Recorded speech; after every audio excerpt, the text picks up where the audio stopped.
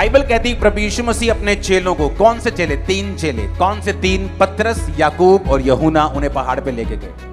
पहाड़ पर यीशु मसीह प्रार्थना कर रहे थे। यीशु मसीह का चेहरा श्वेत हो गया, व्हाइट हो गया, कपड़े चमकने लगे। मूसा और एलिया उसके साथ बातें कर रहे थे। ये हेवनली एक्सपीरियंस उन चेलों को हुआ जो परमेश्वर के बड़े करीब थे। वो जो सबसे करीब थे वो याकूब था, वो पतरस, याकूब, यूहन्ना और पतरस। ये 3 चेले परमेश्वर के सबसे करीब थे।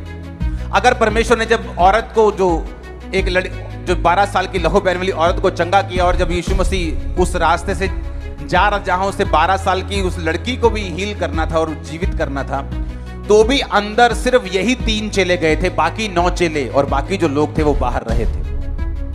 मैं आपको जो चीज बताना चाहता हूं उसे बड़े ध्यान से सुनना और समझना।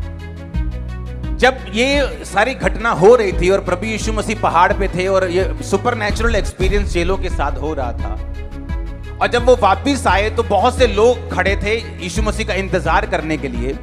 और यीशु मसीह को उन्होंने बोला कि परमेश्वर, हम एक दुष्ट आत्मा वाले व्यक्ति को तेरे चेलों के पास लाए थे, परंतु तेरे चेले उन्हें निकाल नहीं सके। वो कौन से चेले थे? वो 3 चेले नहीं थे, वो 9 चेले थे जो 3 से अलग थे।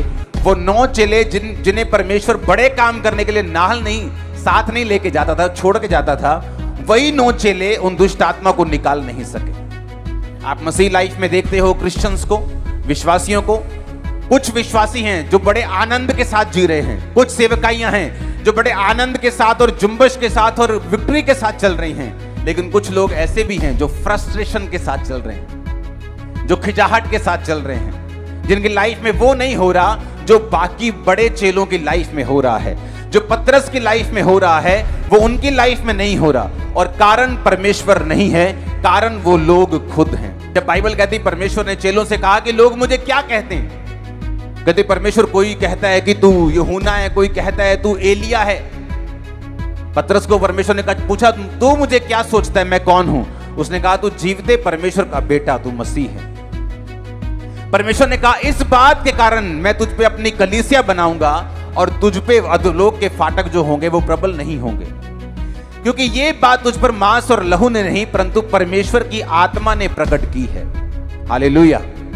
2 तरह के विश्वासी हैं, एक वो जो फ्रस्ट्रेट रहते हैं, जो काम नहीं कर पाते, आत्मिक शक्तियां जिनके पास नहीं है, जो हर टाइम संघर्ष करते हैं, और दूसरे तरह के हैं जो हर वक्त विक्ट्री में रहते हैं, जीत में रहते हैं, और दूसरे जब उनको देखते हैं उन्हें लगता है कि ये कैसे कर पा रहे हैं, और वो विरोध भी करते हैं।